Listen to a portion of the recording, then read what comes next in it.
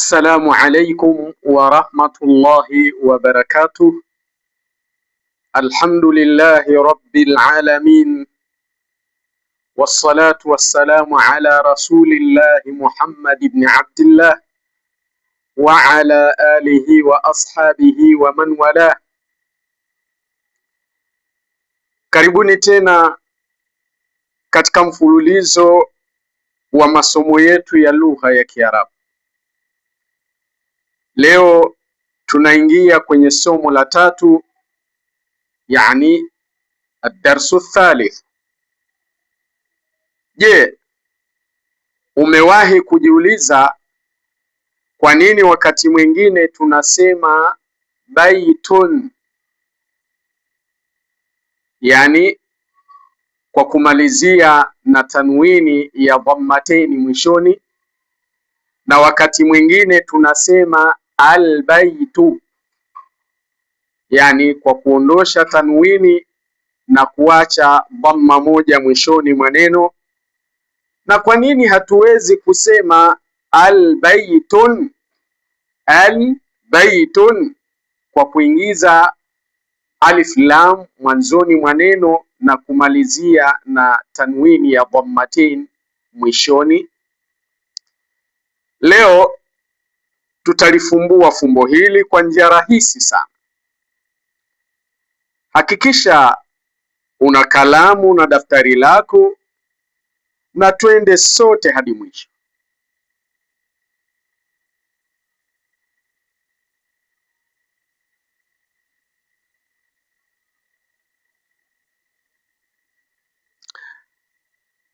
Kwanza kabisa, herufi al katika Kiarabu inajulikana kama harfu taarifi. Harfu taarifi yani kiambishi cha uainishaji. Kiambishi cha uainishaji ni sawa na neno the katika lugha ya Kiingereza. Lakini kuna sheria moja kubwa ya dhahabu hapa. Tanwini na alif lam haziwezi kukaa nyumba moja. Angalia mifano hii. Tukiwa na neno baitun linaloishia na tanwini ya dhamma mbili, pindi tu tunapoingiza al mwanzoni mwa neno, ile tanwini inakimbia, inabaki dhamma moja tu, yani neno litasomeka al-baitu. Al-baitu. Vivyo hivyo kwenye neno masjidun, ikizungukwa na al mwanzoni mwa neno ikawa al-masjidu, maana yake inakuwa imeondoka ile tanwin na kubaki dhamma moja mwishoni. Vile vile neno qalamun, qalamun inakuwa al-qalamu.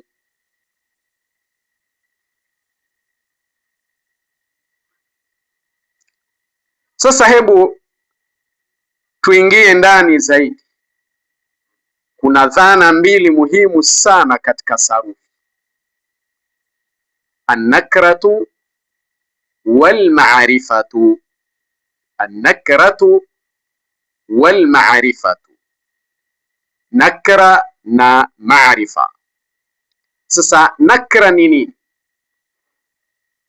An-nakratu shay'un ghairu muayyan. Nakra ni kitu kisichokuwa maalum au kitu cha jumla. Mfano, tukisema baitun unamaanisha nyumba yoyote ile duniani.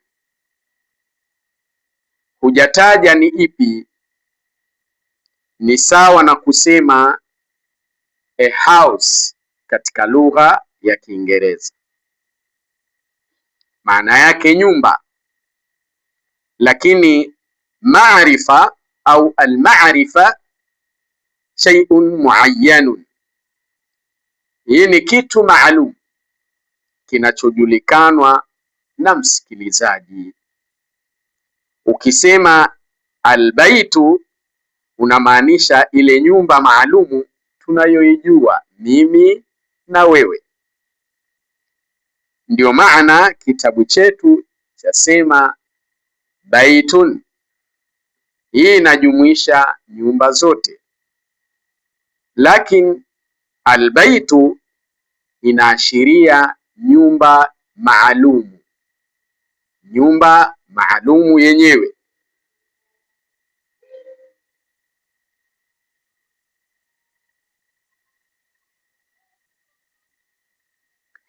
Hebu tuangalie matumizi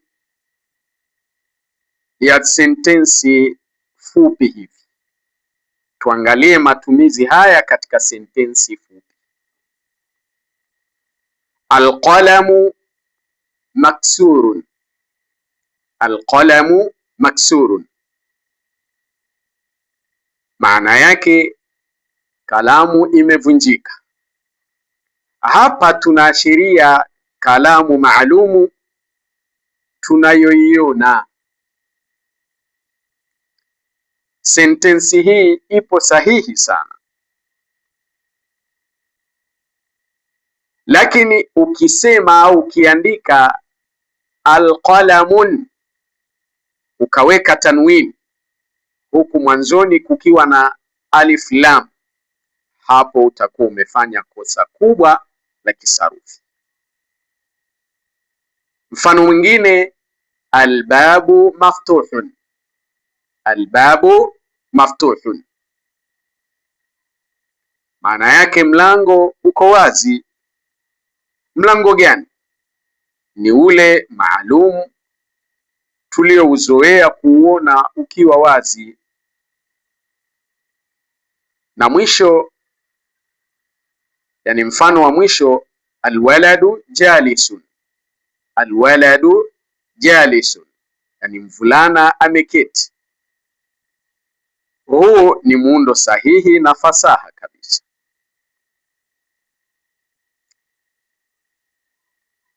Sasa badilisha maneno haya kuwa maarifa. Kitabun na neno waladun. Neno kitabun na neno waladun.